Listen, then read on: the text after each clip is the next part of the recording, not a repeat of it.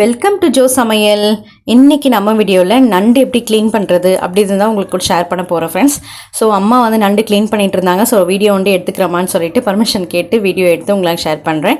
ரொம்ப ஈஸி வேலை நண்டை வந்து க்ளீன் பண்ண தெரிஞ்சுக்கோங்க.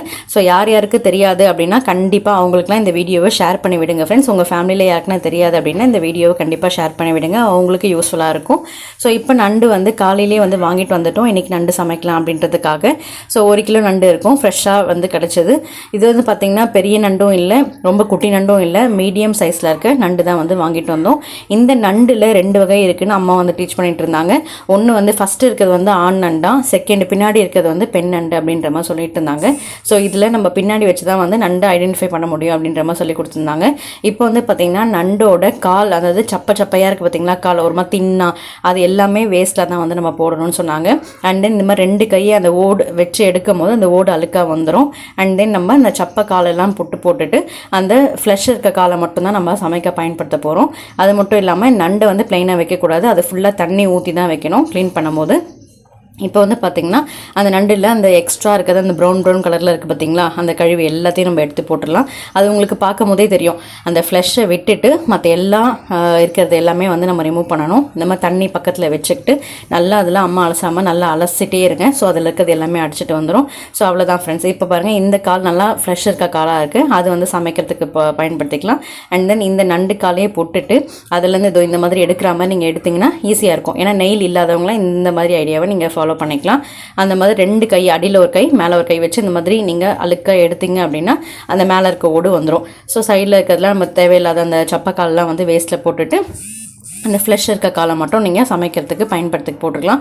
இப்போது உள்ளே இருக்கிறது எல்லாமே அந்த அழுக்கில் எல்லாமே நம்ம எடுத்துடணும். அதோட குடல், அதோட கழிவு எல்லாமே அங்கே தான் இருக்கும். ஸோ நம்ம தான் வந்து அதெல்லாம் க்ளீன் பண்ணணும்.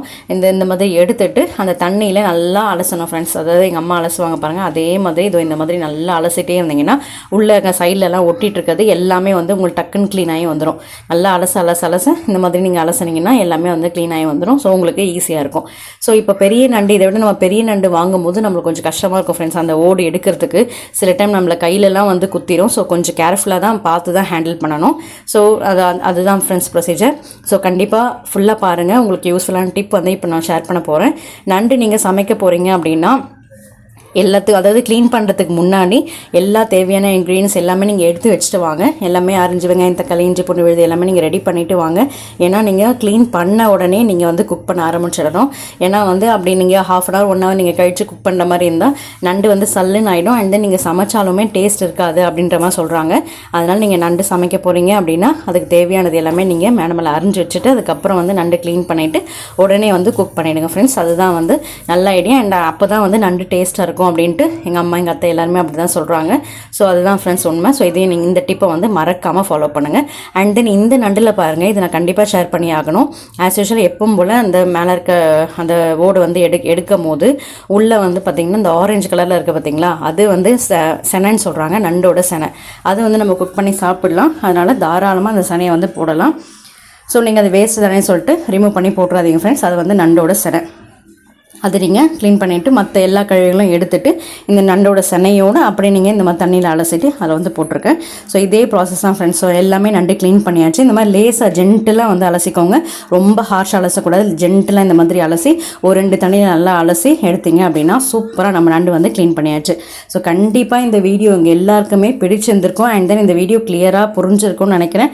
ஸோ வீடியோ பிடிச்சிருந்தால் லைக் பண்ணுங்கள், கீழே இந்த வீடியோ பற்றின கமெண்ட்ஸ் கொடுங்க. இந்த வீடியோ பிடிச்சிருந்தாலும் எஸ்ன்னு அட்லீஸ்ட் கமெண்ட் பண்ணுங்கள் ஃப்ரெண்ட்ஸ். ஸோ இன்னும் நீங்கள் என் சேனலை சப்ஸ்கிரைப் பண்ணாமல் பார்த்துட்ருக்கீங்க அப்படின்னா ப்ளீஸ் ஃப்ரெண்ட்ஸ் சப்ஸ்கிரைப் பண்ணிவிட்டு கூட பெல் ஐக்கான் வரும், அதில் ஆல் என்றதை கிளிக் பண்ணி வச்சுக்கோங்க.